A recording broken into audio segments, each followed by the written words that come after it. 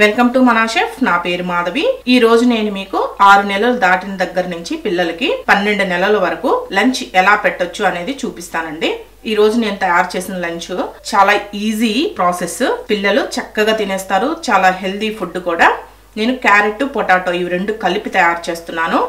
మీరు కూడా మీ ఇంట్లో 6 నెలలు దాటిన పిల్లలు ఎవరైనా ఉన్నట్లయితే ఇది తయారు చేసి పెట్టండి. చక్కగా తింటారు, హెల్దీగా కూడా ఉంటుంది. అలాగే దీనిని మధ్యాహ్నం లంచ్ గా పెట్టండి. అలాగే సాయంత్రం 5 to 6 ఉంటుంది కదా, 5 నుంచి 6 మధ్యలో ఈ టైంలో పెట్టారంటే సరిపోతుంది. నైట్ మట్టుకు పెట్టొద్దండి, కొంతమంది పిల్లలకి సరిగా అరగదు కాబట్టి నైట్ పెట్టకుండా సాయంత్రము మధ్యాహ్నము పెడితే సరిపోతుంది. దీన్ని ఎలా ప్రిపేర్ చేసుకోవాలో ఇప్పుడు చూద్దాం.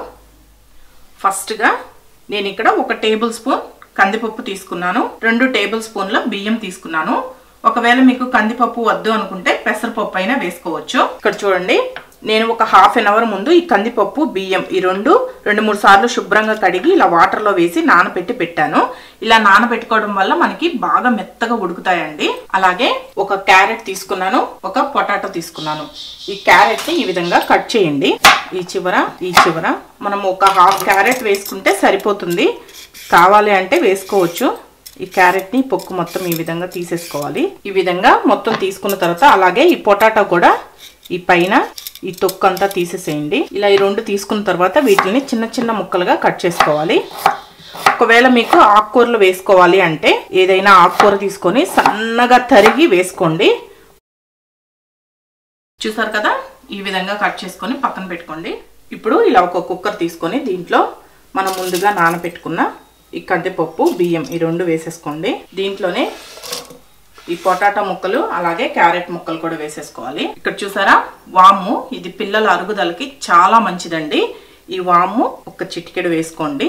ఇప్పుడు దీంట్లో ఒక 2 కప్పుల పైనే కొంచెం వాటర్ యాడ్ చేయండి. ఎందుకంటే మనకి కూరగాయ ముక్కలు రైస్ అన్ని ఉడకాలి కదా. ఇలా వాటర్ కూడా పోసుకున్న తర్వాత కుక్కర్కి మూత పెట్టేయాలి. మూత పెట్టేసి ఒక 4 విజిల్స్ అన్నా రానివ్వాలి, మనకి మెత్తగా ఉడకాలి. ఇప్పుడు ఒక 4-5 విజిల్స్ తర్వాత మూత తీసి చూడండి. చూసారా, మనకి రైస్ బాగా ఉడికిపోయింది. ఇప్పుడు ఇలా పప్పు గుత్తి తీసుకొని బాగా మెత్తగా మెదుపుకోవాలి. చూసారా ఎంత మెత్తగా మెదిగిందో, ఈ విధంగా మెత్తగా మెదగాలి.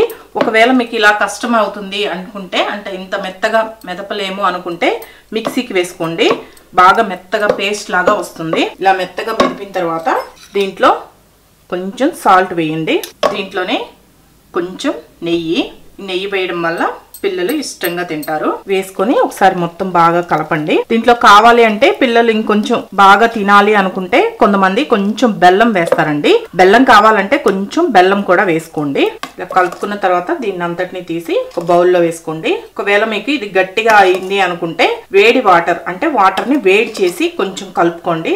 చన్నీళ్ళు మటుకు కలపొద్దండి. చూసారు కదా, పసిపిల్లలకి క్యారెట్ పొటాటో 2 కలిపి లంచ్ ఎలా ప్రిపేర్ చేయొచ్చో. ఈ వీడియో కానీ మీకు నచ్చినట్లయితే నా యూట్యూబ్ ఛానల్ మనా షెఫ్ కి సబ్స్క్రైబ్ చేయండి. నచ్చితే లైక్ చేయండి, షేర్ చేయండి, కామెంట్ చేయండి.